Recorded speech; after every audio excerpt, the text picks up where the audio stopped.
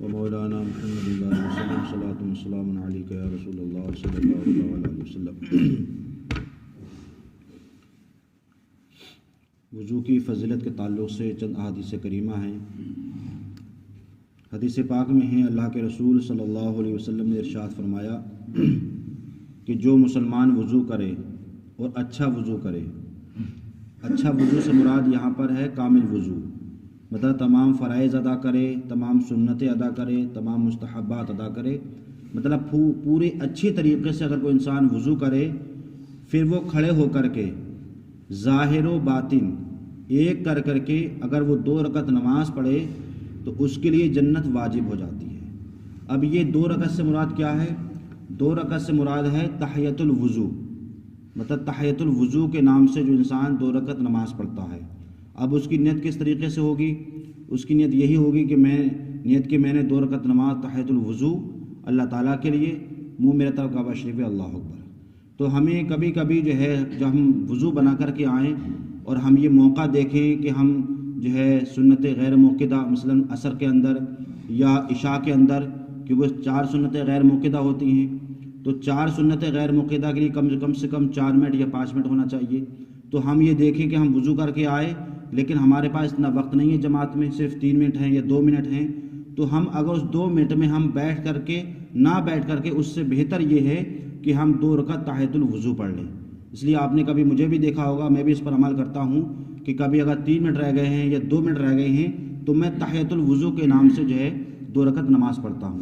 اسی طریقے سے کبھی کبھی ہم لوگ تحیۃ المسجد کے نام سے بھی 2 رکعت نماز نفل ادا کر لیں۔ تو ہم یہ دیکھ لیں کہ ٹائم اگر 2 منٹ ہیں یا 3 منٹ ہیں تو اس میں ہم 4 سنتیں نہ پڑھ کر کے ہم 2 سنتیں چاہے تحیۃ المسجد کے نام سے پڑھ لیں یا تحیۃ الوضو کے نام سے پڑھ لیں۔ اس کی فضل میرے آقا نے یہ فرمائی ہے کہ جو انسان وضو کرنے کے بعد اور خشوع اور خضوع کے ساتھ، مطلب پورے اطمینان کے ساتھ اگر وہ 2 رکعت نماز پڑھے گا تو اللہ تعالیٰ اس کے لیے جنت کو واجب فرما دے گا، یہ اس کی فضیلت ہے۔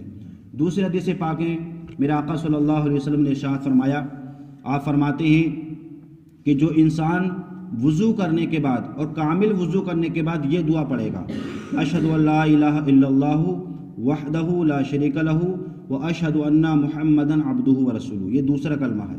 اگر کوئی وضو کرنے کے بعد یہ پڑھے گا تو میرے آقا فرماتے ہیں کہ اس کے لیے جنت کے 8 دروازے میں سے جو جس دروازے چاہے گا وہ داخل ہو سکتا ہے، مطلب اس کے لیے 8 دروازے کھول دی جائیں گے۔ اب وہ جس پر چاہے گا، جس کے ذریعے سے چاہے گا، جس دروازے چاہے گا وہ داخل ہو سکتا ہے۔ تو یہ وضو کے بعد دعا پڑھنے کی کیا ہے؟ یہ فضیلت ہے۔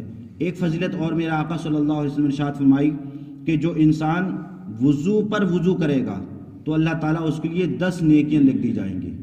وضو پر وضو کرنے سے مراد مثال کے طور پر آپ نے عصر کا وضو کیا، نماز ادا کی، اب آپ مغرب کے لیے جب آئے تو آپ نے سوچا وضو تو ہے، لا میں اور وضو کر لوں، تو یہ ہوتا ہے وضو پر وضو کرنا، مطلب وضو تو ہے آپ کا لیکن آپ نے سوچا اور تازہ وضو کر لوں۔ تو میرے آقا فرماتے ہیں جو وضو پر وضو کرے گا تو اللہ تعالیٰ اس کے لیے 10 نیکیاں لکھ دے گا۔ تو ہمیں ایسا کبھی بھی کرنا چاہیے، اور اس میں بے شمار فضیلت بھی ہے۔ ہمارا چمڑا، ہمارا جو اعضاء یہ بھی کیا ملائم نرم رہیں گے، اور اس سے کیا ہے فضیلت بھی ہوگی، اور ہمارے گناہ صغیرہ بھی کیا کریں گے؟ جھڑیں گے۔ دوسری حدیث پاک میں میرے آقا صلی اللہ علیہ وسلم نے ارشاد فرمایا کہ ایک دن صبح کو حضور اکرم صلی اللہ علیہ وسلم نے حضرت بلال سے فرمایا، اپنے پاس بلایا، فرمایا بلال تم کس عمل کی وجہ سے جنت میں مجھ سے آگے آگے چل رہے تھے؟ حضور نے یہ دیکھا ہوگا منظر جنت کا کہ بلال آگے آگے چل رہے ہیں، تو بلال سے پوچھا بلال کیا عمل ہے کہ جس کی وجہ سے تم مجھ سے آگے آگے چل رہے تھے؟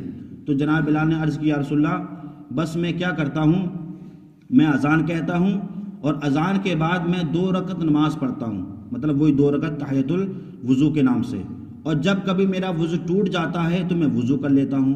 تو میرا آقا نے ارشاد فرمایا تمہارا یہی عمل ہے کہ جس کی وجہ سے تم میرے جنت مجھ سے آگے چل رہے تھے۔ تو بے شمار وضو کرنے کی فضیلت ہے، اور جو ہے وضو کے بعد تحیۃ الوضو کے نام سے جو رکعت نماز پڑھی جاتی ہے اس کی بے شمار کیا ہے فضیلتیں ہیں۔